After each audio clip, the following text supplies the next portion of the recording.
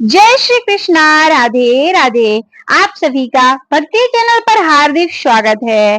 आइए जानते हैं श्रावण मास की पुत्रदा एकादशी का व्रत कब है। पुत्रदा एकादशी का व्रत श्रावण मास की शुक्ल पक्ष की एकादशी को मनाया जाता है। साल में दो पुत्रदा एकादशी आती है, एक श्रावण मास में आती है और दूसरी एकादशी पौष मास में आती है। हिंदू धर्म में भगवान विष्णु की कृपा पाने के लिए एकादशी का व्रत उत्तम माना गया है। मानता है कि प्रत्येक महीने में 2 बार पड़ने वाली एकादशी व्रत के शुभ प्रभाव से श्री हरि अपने भक्तों की सभी बाधाओं को दूर करते हैं और उनकी सभी मनोवांछित कामनाओं को पूर्ण करते हैं। श्रावण शुक्ल एकादशी को पुत्रदा एकादशी के नाम से जाना जाता है। यह बहुत ही फलदायी एकादशी मानी जाती है। संतान का सुख दिलाने वाली पुत्रदा एकादशी का व्रत कब और किस दिन रखा जाएगा, व्रत की पूजा विधि क्या है तथा ये इसका महत्व क्या है एवं पारण का समय, आइए विस्तार से जानते हैं। इस साल श्रावण मास के शुक्ल पक्ष की एकादशी 4 अगस्त 2025 को प्रातः काल 11:41 से प्रारंभ होकर 5 अगस्त 2025 को दोपहर 1:12 तक रहेगी। ऐसे में उदय तिथि के अनुसार पुत्रदा एकादशी का व्रत 5 अगस्त दिन मंगलवार को रखा जाएगा। एकादशी व्रत का पारण द्वादशी तिथि समाप्त होने से पहले किया जाता है। पुत्रदा एकादशी व्रत का पारण उपवास के अगले दिन किया जाएगा।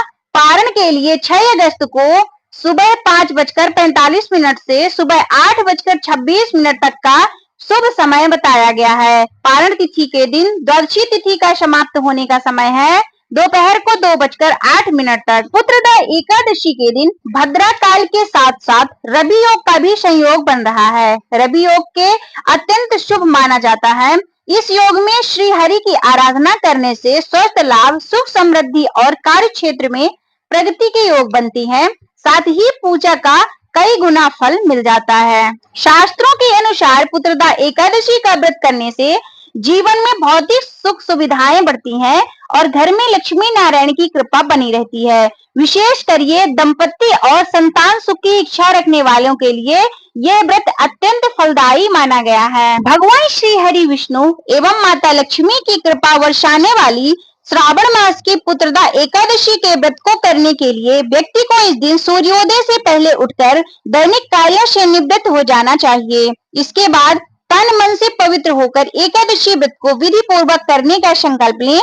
इसके बाद अपने पूजा पर अथवा ईशान कोण में बैठकर भगवान विष्णु की शुद्ध जल, वस्त्र, पुष्प, फल एवं तुलसी दल आदि अर्पण करके पूजा करें। इस दिन भगवान विष्णु को केले का फल एवं पंचामृत का भोग अवश्य अर्पित करें। साथ में तुलसी दल डालना बिल्कुल भी ना भूलें। एकादशी के दिन यदि संभव हो तो पीले रंग के पुष्प और पीले रंग की मिठाई का भोग चढ़ाएं। इस दिन उपवास रखें। सारा दिन श्री हरि विष्णु के मंत्रों का जप करते रहें। साथ ही इस दिन विष्णु चालीसा का पाठ करें एवं विष्णु सहस्त्र नाम का पाठ करें। एकादशी की व्रत की कथा को अवश्य सुनना चाहिए। अंत में श्री हरि भगवान विष्णु की आरती करें।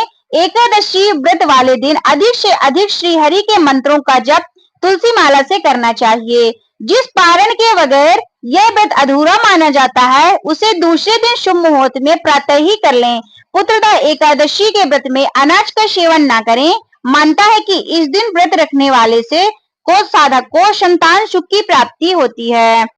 पुत्रदा एकादशी के दिन दान करने का विशेष महत्व है। इस दिन दान करने से कई गुना फलों की प्राप्ति होती है, इसलिए दान पुण्य अवश्य करना चाहिए। अपने समर्थ के अनुसार किसी जरूरतमंद लोगों को एवं गरीबों को दान अवश्य करें।